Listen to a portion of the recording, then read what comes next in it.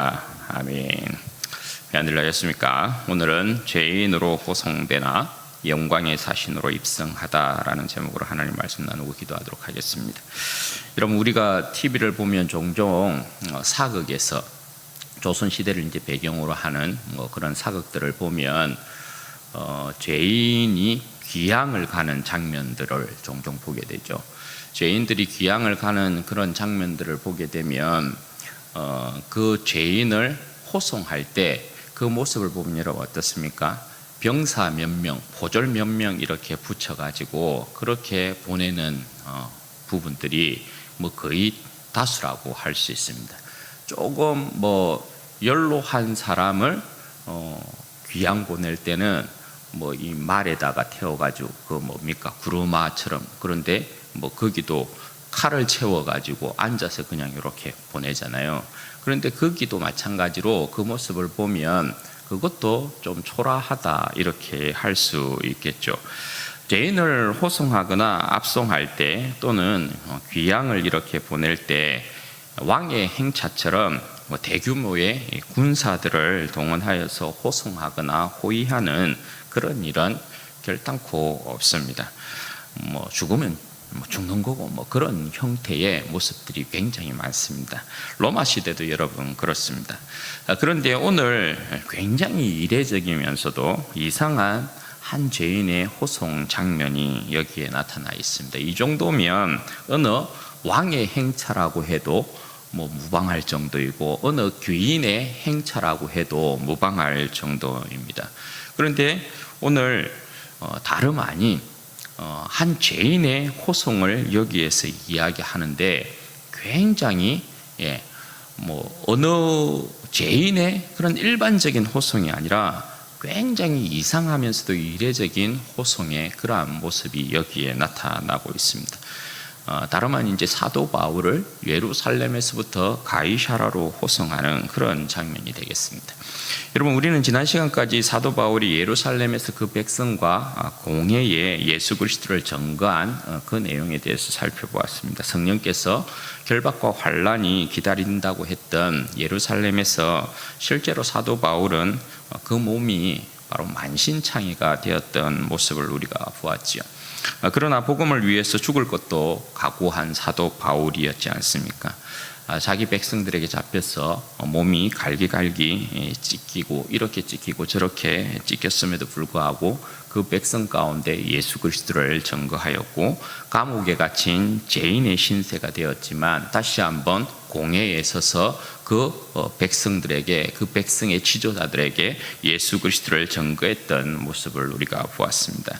그럼에도 불구하고 유대인들은 사도 바울의 전거를 전혀 받아들이지 아니하였습니다. 오히려 사도 바울을 죽이기까지는 먹지도 않고 마시지도 않겠다고 맹세한 비밀 결사대가 조직이 되었습니다. 오히려 비밀 결사대가 생겨났다라는 것입니다. 40여 명으로 구성된 자들이었는데 이들이 바울을 오늘 본문에 보면 죽이기로 그렇게 결단을 합니다. 그래서 대제사장들과 그들의 장로들과 모의를 하는 것이죠. 작당을 하고 있는 것입니다. 그래서 이들이 대제사장과 장로들에게 너희들이 천부장에게 가서 바울에게 더 질문할 것이 있다라고 이야기를 하고 그를 다시금 공회로 불러오면 좋겠다. 그러면 우리가 바울이 공회로 올 때 때를 봐서 바울을 처치하도록 하겠다, 죽이도록 하겠다, 그렇게 이야기를 했습니다. 여러분, 오늘 이 유대인의 이제 이러한 모습들을 보면 굉장히 유대인이 계속해서 하나님 앞에서 예수 그리스도를 끝내 부인하면서 그들의 악함을, 그들의 강팍함을 계속해서 드러내고 있는 모습을 우리가 보게 되죠. 유대인들이 참 여러분 굉장히 악합니다. 강팍합니다. 그러니까 사도 바울이 전거하는 예수 그리스도를 그들이 받아들이지 아니하면서 사도 바울은 바로 그들에게는 여러분 눈의 가시처럼 보이는 거예요. 그래서 눈의 가시를 여러분 어떻게 하려고 하는 거예요? 그냥 치워버리려고 하는 거예요. 없애버리려고 하는 것입니다. 자신의 생명을 위해서 그리스도를 전가한 복음의 사신임에도 불구하고 그들의 눈이 감겨 있고 마음이 굳어진 상태가 되니까 오히려 자기의 생명을 구원하고자 온 그 복음의 사신인 사도 바울을 오히려 죽이려 하고 있다라는 것입니다. 여러분, 사도가 증거한 예수가 부활의 주로서 그리스도다라는 사실을 알면 이 유대인들이 이렇듯 오늘 이 악한 일을 계획하지 아니하였을 것인데 말입니다.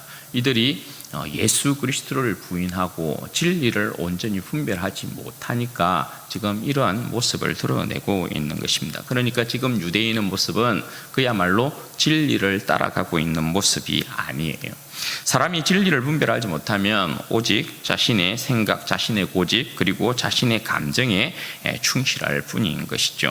하나님의 백성들이 진리를 분별하지 못하면 더욱이 여러분 이런 부분에 있어서는 마귀의 밥이 된다라는 거죠. 마귀의 자식들이 됩니다. 이들처럼 마귀의 입장에 있어서는 고마운 밥이 없습니다. 왜냐하면 이 내부에서 이렇게 총질을 하게 되어지면 그 내부가 무너지는 건 시간 문제이기 때문에 그런 거죠.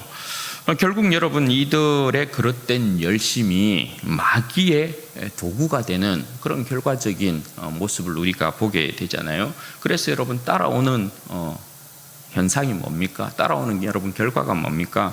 그 나라와 그 백성들이 망국을 향하여 가게 되어지는, 돌이킬 수 없는 망국의 길로 나아가게 되어지는 그런 장면이 연출이 되고 말았던 그런 모습을 우리는 보게 되는 거죠.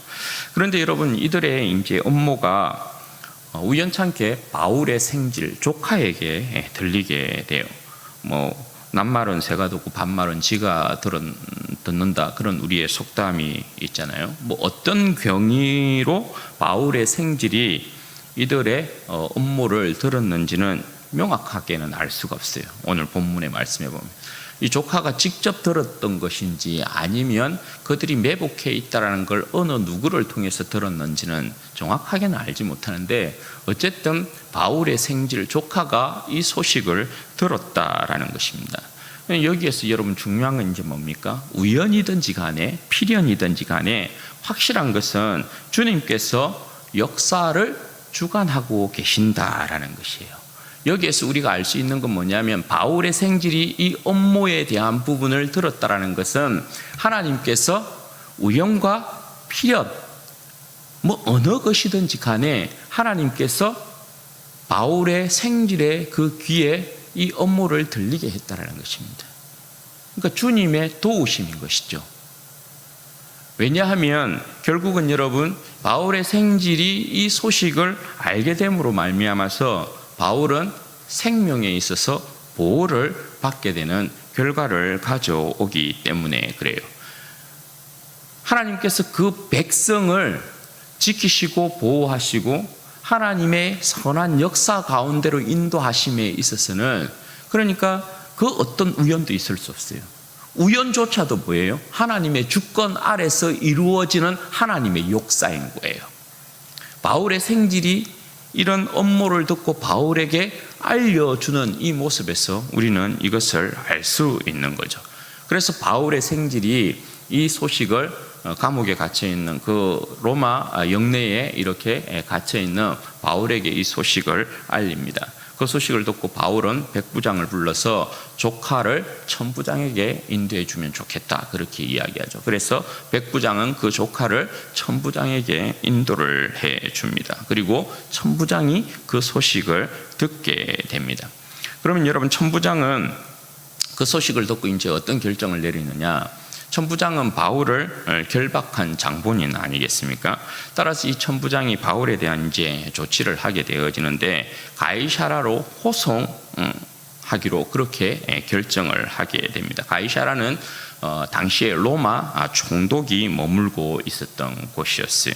그것으로 바울을 호송하고자 하는 그런 계획을 세운 것입니다. 그 이유가 뭔가 하면 27절에서 이제 30절 말씀에 보면 이 천부장이 총독인 벨릭스에게 편지한 내용이 있거든요. 그 내용을 보면 이제 알 수가 있는데, 천부장의 입장에 있어서는 바울이 로마 시민권자잖아요.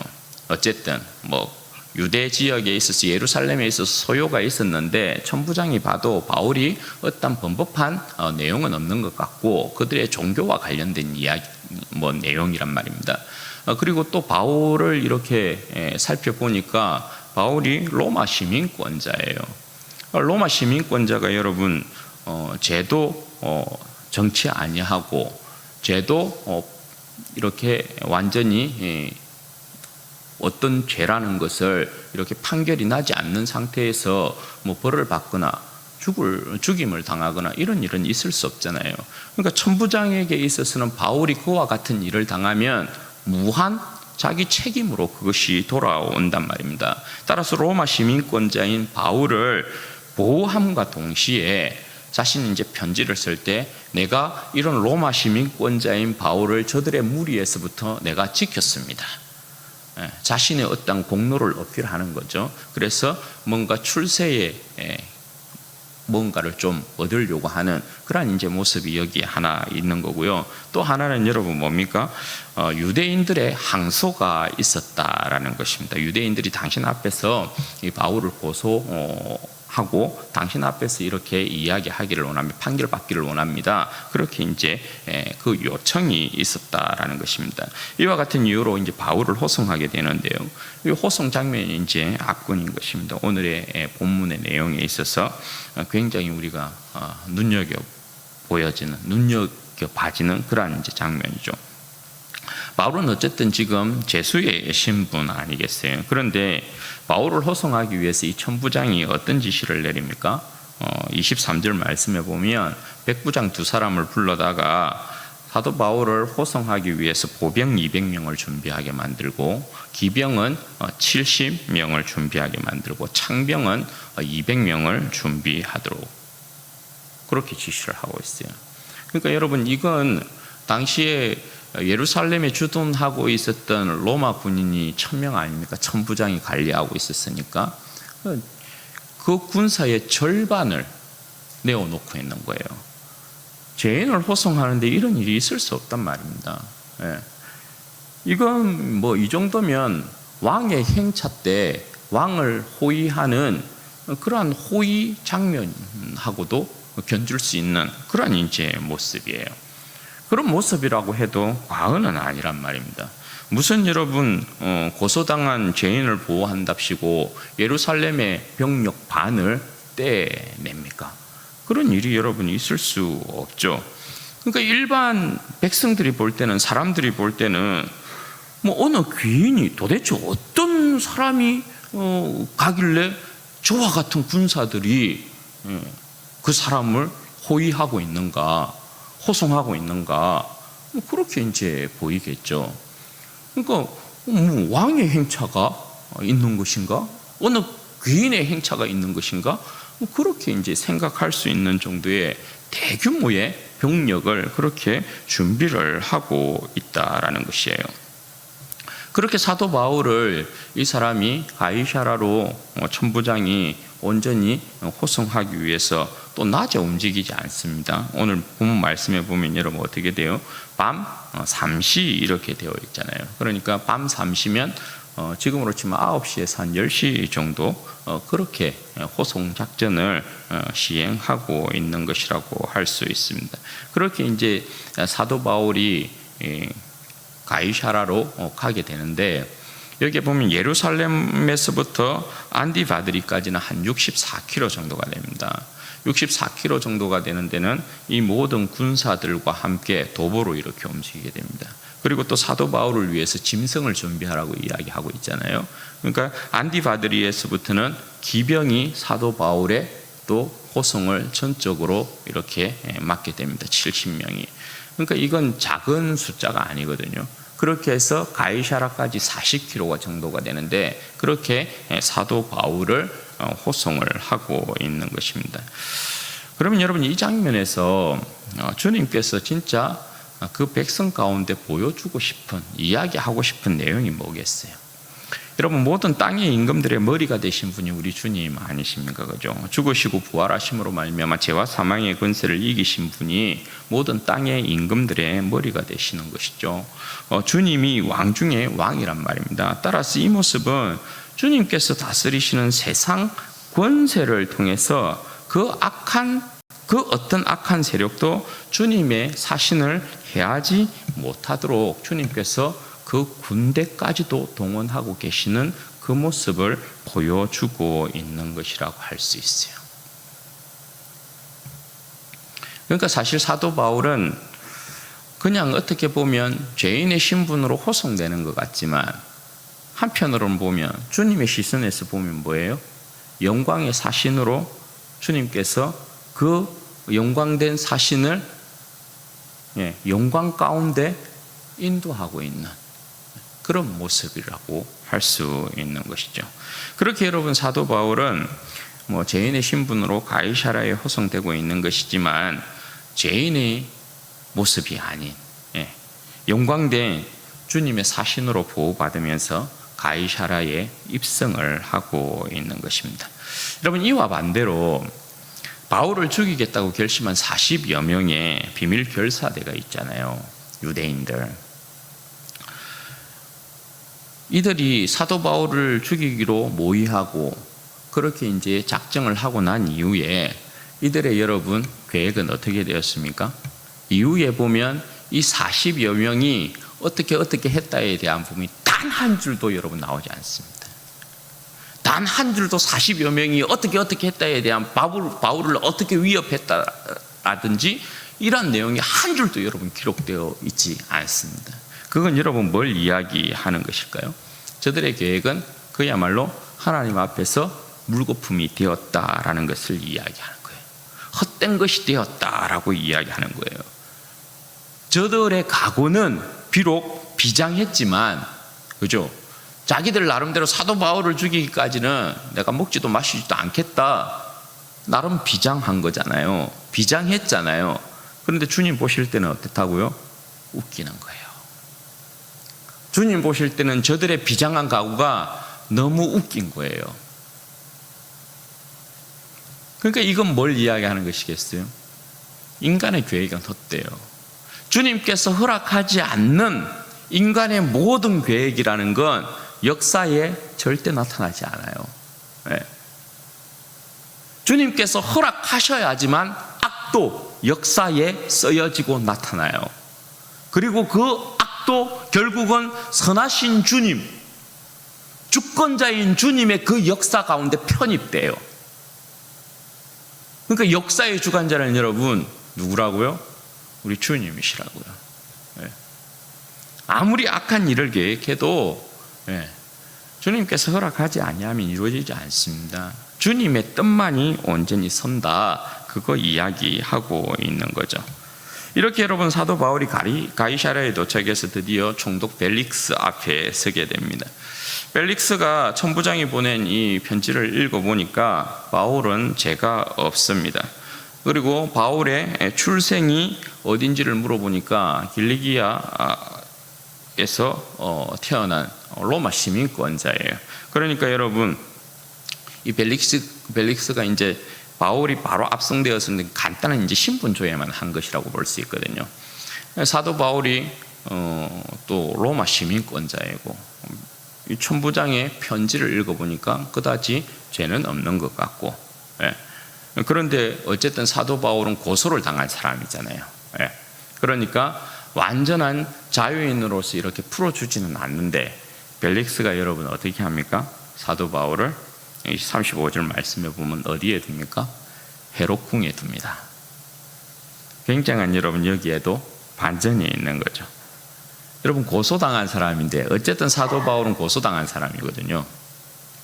죄인으로 얼마든지 취급할 수 있는 그런 사람이란 말입니다. 찝찝하죠. 벨릭스 입장에서는 얼마든지 그럴 수 있단 말입니다. 그런데 사도 바울을 어떻게 하고 있냐면 사도 바울로 하여금 완전한 자유의 몸으로 풀어주지는 않지만 헤롯궁에 지내게 만들고 있다는 것입니다. 그러니까 여러분 이건 뭘 이야기하는 것입니까? 지금 누가 누구를 대우하고 있는 것입니까? 이것도 여러분 재밌는 게 그런 거죠. 주님께서 그의 사신을, 그의 종을 어떻게 대우하고 있는 거예요? 영광스럽게 대우하고 있는 거예요. 그냥 감옥에 던져놓고 있지 않아요. 제일 좋은 회록궁이란 말입니다. 그곳에다가 주의 존귀한 영광스러운 사신을 쉬게 만들고 있는 거예요. 무엇 전에요? 이제 본격적으로 사도 바울은 로마의, 다음 주부터 보겠지만 로마의 임금들이라고 하는 권세자들이라고 하는 모든 사람, 오늘 벨릭스로부터 시작해서 모든 사람에게 복음을 전하기 시작합니다. 그 전에 오늘 예루살렘에서 그렇게 고난당하고 고통당하고 힘들고 어려운 그러한 시간을 보낸 사도 바울을 하나님께서 보호하시고 인도하시고 그 종을 가이사라로 편안하게 이렇게 인도해서 오늘 헤롯궁이라는 아름다운 곳에, 편안한 곳에 그를 쉬게 만들고 가고 있어요. 이게 오늘 본문에 있는 내용입니다. 사랑하는 여러분, 세상이 우리를 어떻게 생각하고 우리를 어떻게 판단하고 어떻게 대하는가가 중요하지 않습니다. 중요한 것은 주 예수의 복음에 대한 우리의 믿음입니다. 우리의 믿음이 견고하고 흔들리지 않는 이상 우리의 대적들은 우리를 어떻게 할 수 없습니다. 저들이 아무리 결사대를 조직하고 조직적으로 우리를 핍박하고 교회를 핍박한다 하여도, 음모를 꾸민다 하여도 하나님께서 그 백성을 지키시고 하나님께서 보호하시고 하나님의 뜻이 아니면 결단코 그 어떠한 일도 일어날 수 없다라는 것입니다. 하나님께서 그 백성을 지키는 일에 있어서는 세상의 권세가 때로는 우리를 핍박하지만 그 세상의 권세를 또 때로는 하나님께서 동원하셔서 그 백성을 지켜내신다고요. 왜냐하면 우리는 주님의 영광스러운 복음의 제사장이고 영광스러운 사신들이기 때문에 그렇습니다. 주님께서 우리에게 복음의 영광을 맡겨 놓으셨단 말입니다. 지금도 여러분 그건 변함없는, 틀림없는 진리예요. 중요한 건 여러분, 우리가 주님께서 맡기신 이 복음의 영광과 함께 고난을 받을 각오를 했는가 하는 것에 있어요. 여러분, 복음은 만복의 근원이신 하나님께서 우리에게 복 주심에 대하여서 말씀하고 있지만 이뿐만 아니라 주 예수 그리스도와 함께 고난을 받기로 각오하였는가에 대한 것 역시 큰 비중으로 여러분 말씀하고 있다는 사실을 반드시 알아야 되죠. 그런데 여러분, 그럼에도 불구하고 우리들은 사실 기복신앙에 많이 치우쳐 있음을 부인할 수 없죠. 기복신앙은 나쁜 것이 아닙니다. 제가 기복신앙과 기복주의 신앙에 대한 부분을 여러분 분명히 말씀드렸죠. 이건 다른 겁니다. 우리의 신앙은 기복신앙이 맞아요. 왜냐하면 하나님께서 우리에게 복을 안 주시면 우리는 살 수가 없어요. 그게 기복신앙이에요. 기복주의는 뭐예요?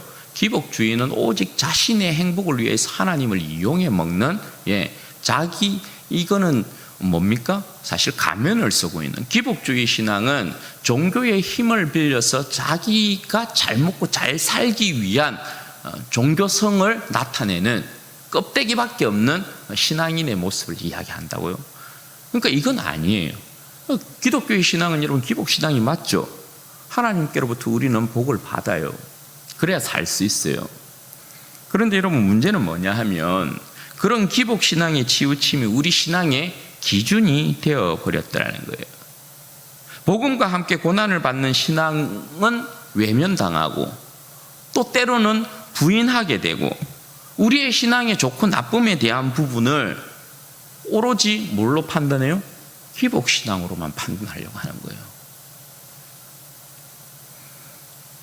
그러니까 여러분, 많은 성도들이 사실은 우리가 하나님으로부터 복을 받는 그런 통로는 복음과 함께 고난을 받음으로 말미암아 하나님께서 우리에게 주시는 복 또한 진귀하고 값진 것임에도 불구하고 그런 것들을 전부 다 외면하고 회피하게 되는 거죠.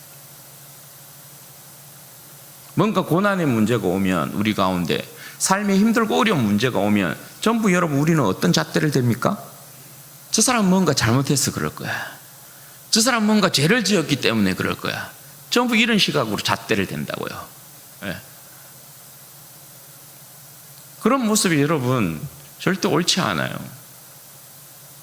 오늘 본문에 말씀하고 있듯이 여러분 세상의 관점에서 보면 사도 바울은 죄인으로서 그냥 압송당하고 있는 그런 모습이에요. 그런데 여러분 주님의 시선에서는 뭐예요? 복음의 사신을 주님께서 호의하고 영접하는 것이라고 할 수 있어요. 여러분 우리의 삶에 복음으로 말미암는 고난의 문제들은 늘 주님의 시선으로 그 삶을 해석해 내어야만 해요. 사도 바울이 자신의 삶을 이 세상의 시선으로 보았으면요, 그 스스로가 아이고 내 신세야, 아이고 내 팔자야 이렇게 하지 않았겠어요? 우리도 마찬가지거든요. 우리가 예수 안에 있는 삶을 산단 말입니다. 복음과 함께 살아가는 그리스도인이란 말입니다.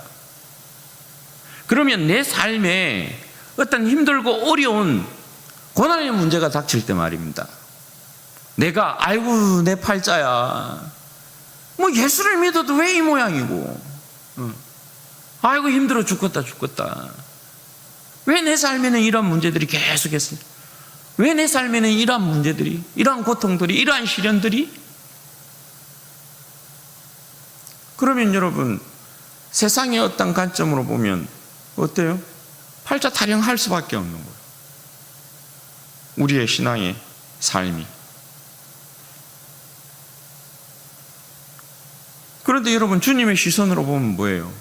주님의 시선으로 보면 사도 바울은 주님께서 그를, 그 수고한 종을 지상의 낙원으로 인도하고 있는 것이란 말입니다. 네. 왜냐하면 궁이니까, 궁에서 쉼을 누리게 만드는 것이니까. 우리의 삶이라는 거요, 네. 마찬가지 아니겠어요? 우리는 주님께서 우리의 삶을 어떻게 인도하셔서 어떻게 영광 받으실지에 대한 전체적인 그림을 가지고 있지는 않아요. 저도 그러하고 여러분들도 그러하고, 내가 복음과 함께 주 예수를 믿고 주 예수에 대한 신앙을 고백하고 교회를 섬기고 주님을 사랑하고 주님을 충성함에 있어서 세상이 나에게 던지는 돌을 맞을 때가 있고, 여러 가지 이 모양 저 모양 고난의 문제를 맞닥뜨릴 때가 있어요. 그럴 때 여러분 항상 우리에게 필요한 것이 뭐라고요? 주님의 시선이요. 좋으신 주님께서 내 삶을 그럼에도 불구하고 붙들고 계실 것이다. 그럼에도 불구하고 주님께서 내 삶을 인도하고 계실 것이다. 주님께서 내 삶을 지키시고 보호하실 것이다. 요거 있어야 되는 거죠. 네. 요게 반드시 있어야 된다고요. 그래야 내 신앙의 삶이 두렵지 않아요. 흔들리지 않아요. 불안해하지 않아요.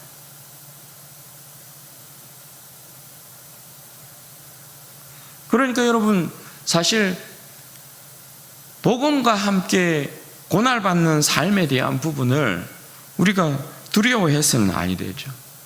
복음과 함께 고난을 받는 우리의 삶이 때로는 뭐예요?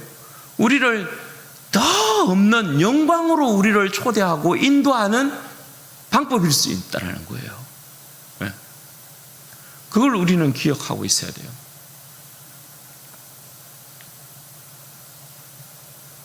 그런 여러분, 우리는 주 예수를 믿는 복음과 함께 내 삶을 끊임없이 주님 앞에 내어놓는 것입니다. 하루하루의 삶을 복음 안에 살아가는 내 삶을 끊임없이 주님 앞에 올려드리는 것입니다. 주님 안에서 해석되지 않는 내 삶이라는 건 필요 없어요. 내가 아프고 병들고 힘들다고 해서 주님이 나를 떠나는 것이 아닙니다. 내가 아프고 힘들고 병들었다고 해서 주님 앞에서 내가 저주받고 있는 삶을 살고 있는 것이 여러분 아닙니다. 우리가 당하는 복음의 고난이라는 건 직접적인 핍박에 대한 내용도 있지만 애매하게 고난을 당하는 경우도 굉장히 많고, 이 썩어질 세상 가운데서 주님을 향한 믿음을 붙들고 살아가는 삶 자체가 영적인 싸움 가운데 있는 것인 것도 있어요. 그리고 우리는 실질적으로 그러한 삶을 살아가는 거예요. 영적인 삶을. 그러므로 내 삶의 모든 부분은 주님 안에서 계속해서 끊임없이 바라보고 해석해야 되는 거예요.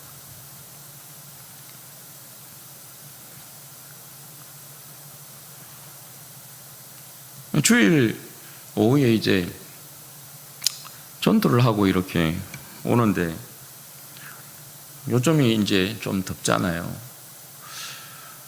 전도를 하고 이렇게 오는데 땀도 삐질삐질 이렇게 나고, 이거 어떻게 하지? 주일 오후에 성도들도 이게 더운 날씨에 많이 힘들겠는데 막 이런 생각도 들고, 이걸 어떻게 하지? 막 이런 생각을 가지고 이렇게 막 투벅투벅 진주 요즘 그 굴다리 쪽으로 해서 이렇게 막 내려오고 있었거든요. 그런데 그런 이제 생각을 하고 이렇게 뚜벅뚜벅 내려오는데 성령님께서 그러시는 거예요. 이놈아, 너는 나를 위해서 그런 땀도 흘리지 못해? 이라는 거예요. 그렇다. 내가 복음을 위하여 흘리는 땀이지 않느냐? 주님을 위하여서 흘리는 땀이지 않느냐? 내가 주님을 위해서 이까지 땀 정도 흘리면 어때? 그런 생각이 드는 거예요.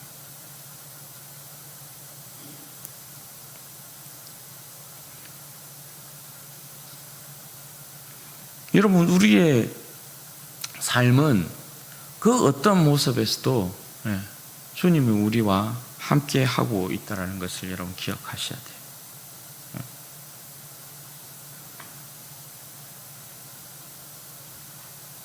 우리의 삶의 어느 한 부분도 주님께서 우리를 떠나시는 일이 없어요. 항상 주님께서 우리와 함께 하시고, 우리의 삶의 어떠한 부분에서든지 주님의 뜻이 있어요. 주님의 뜻 없이, 주님의 허락 없이 이루어지는 우리의 삶은 어떤 부분도 없어요. 그걸 여러분 믿으셔야 해요.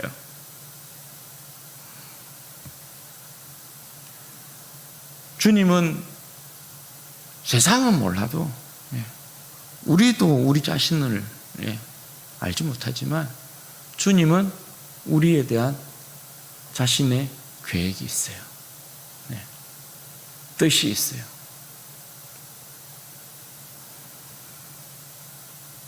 세상이 여러분 우리를 비록 죄인 취급하고 죄인처럼 보기도 하고 막 그래도 우리는 여러분 어쨌든 주님의 백성, 주님의 사신이라는 것을 여러분 기억해야 합니다. 주님의 영광스러운 복음의 사신들이라는 것을 여러분 기억해야 합니다. 여러분, 우리의 눈물을 최종적으로 닦아주실 분 누구예요? 우리의 여러분 아픔을 최종적으로 고쳐주실 분 여러분 누구예요? 우리의 여러분 수고를 최종적으로 알아주실 분이 여러분 누구예요? 우리를 최종적으로 천국으로 여러분 인도해 주실 분이 여러분 누굽니까? 우리를 천국에서 영접해 주실 분이 여러분 누굽니까?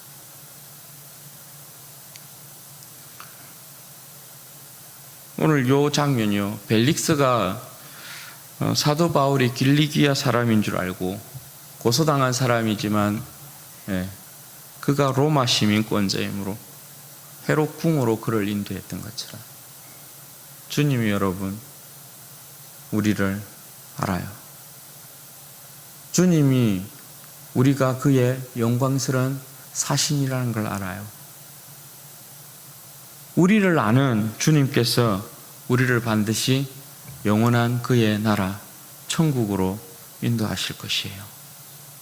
그러므로 사랑하는 여러분, 이 세상에서의 삶을 두려워하지 말고 복음과 함께 고난받는 것을 여러분 두려워하지도 말고, 내 삶에 어떠한 고난의 어떠한 문제가 와도 두려워하지 말고 그것을 그저 우리의 믿음 안에서 받아들이고 믿음 안에서 해석해내고, 그래서 그럼에도 불구하고 선하신 주님께서 반드시 내 인생을 붙들고 계심으로 내 인생은 반드시 승리할 수밖에 없는 인생이다.